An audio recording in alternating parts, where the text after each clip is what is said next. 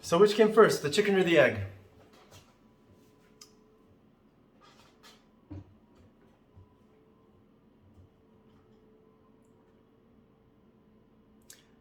The egg came first.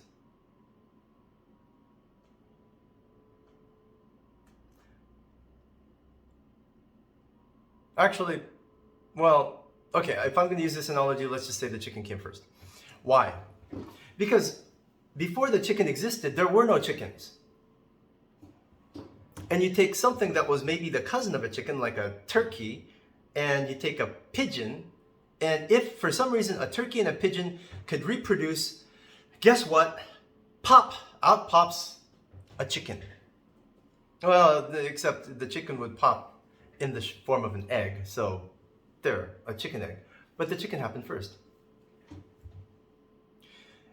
In other words, in order for that chicken to keep reproducing, the same exact thing had to have happened twice during the exact lifespan of that chicken.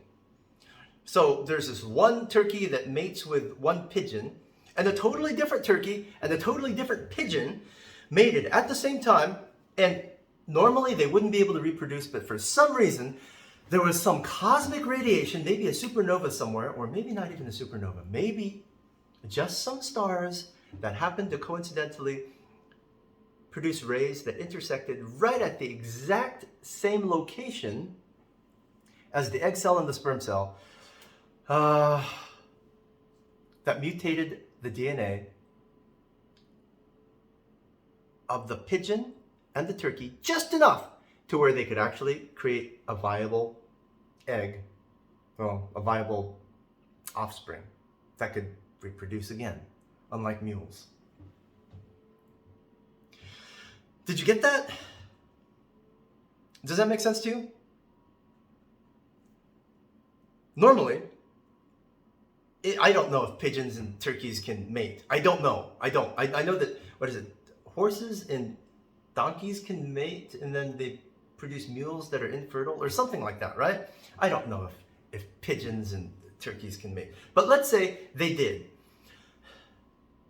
No, let's say they did and they couldn't mate except at that exact moment, some cosmic radiation mutated their DNA just enough to where they could mate, and that incompatibility suddenly got resolved, and bam, the first chicken egg was laid, and coincidentally the same thing happened somewhere else, close enough for those two chickens to meet and breed and become chickens from then on. That's how that works. Okay, so now that I've explained to you how the chicken or the egg thing works, and how pomelos, can you see that? Yeah.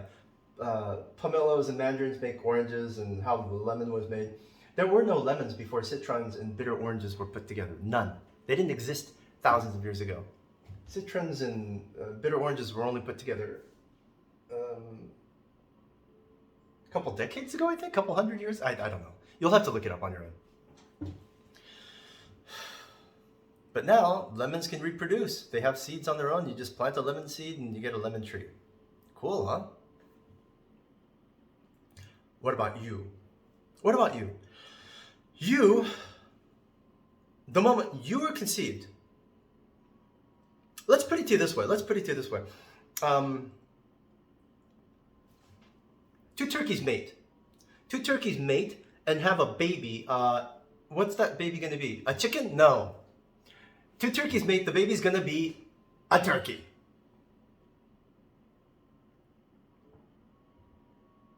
Unless, of course, at the time they mated, that same cosmic radiation somehow changed the DNA to where a chicken was born. Now, let's say, and this really is the key point. If you want, if you're smart, I would take notes on this. I would actually pull out a pad and pen and write what I'm about to say next down.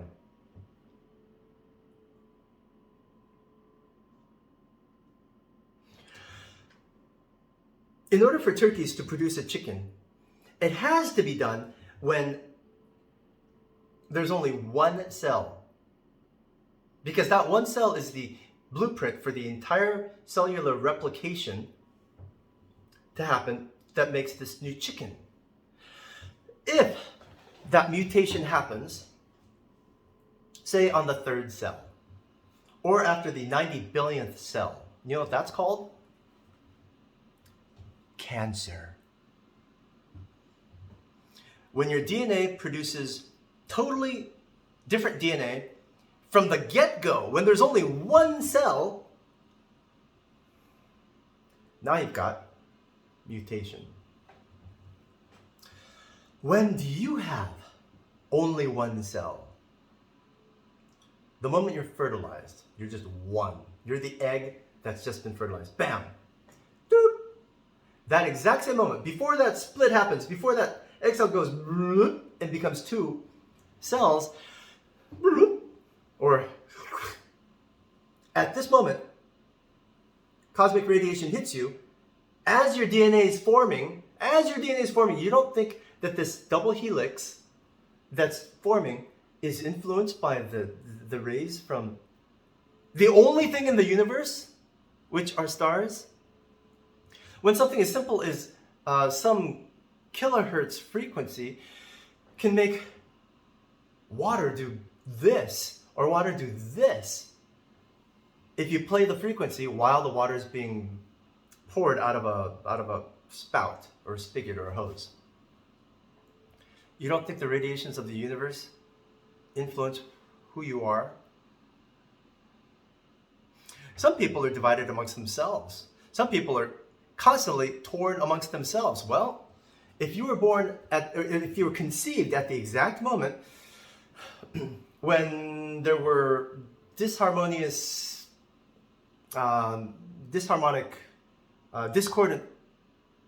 stars in the sky, guess what? You're going to be discordant.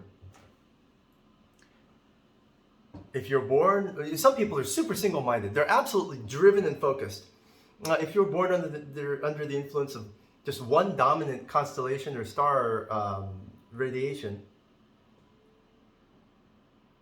you think you're going to have a lot of different torn impulses in your psyche, in your psychology? Well, I want to be a doctor and I want to be a porn star. You think that's going to happen?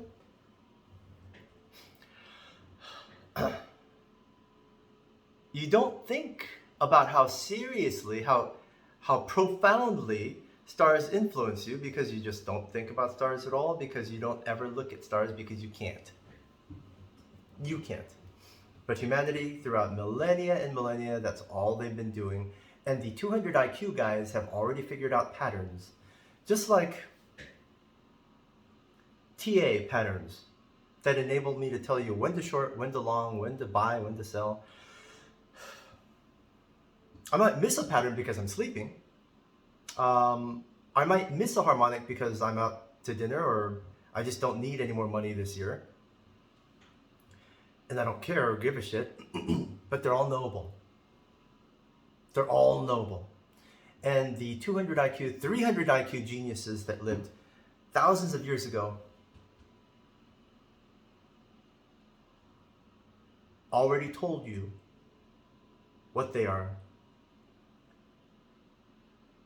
All you have to do is figure out when this company was conceived, when this person was conceived,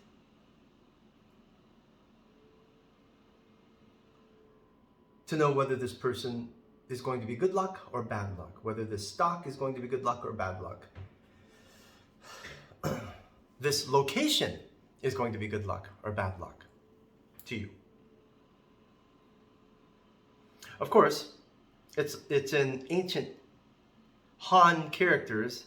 The Egyptians did an okay job. I've studied the Egyptian hieroglyphs. I've studied the Kabbalistic tree of life and Kabbalistic mysteries, and the most precise, the most detailed are written in the Han language. And they're extremely difficult to unravel because part of the Han language points back to Sanskrit or Vedic sciences. So it's mixed. Vedic sciences and the Eastern Oriental sciences are mixed. So if you want to know what your future holds for you, the answer is simple. It depends on what you allow or disallow into your life. So you might want to learn how to determine which to allow or disallow.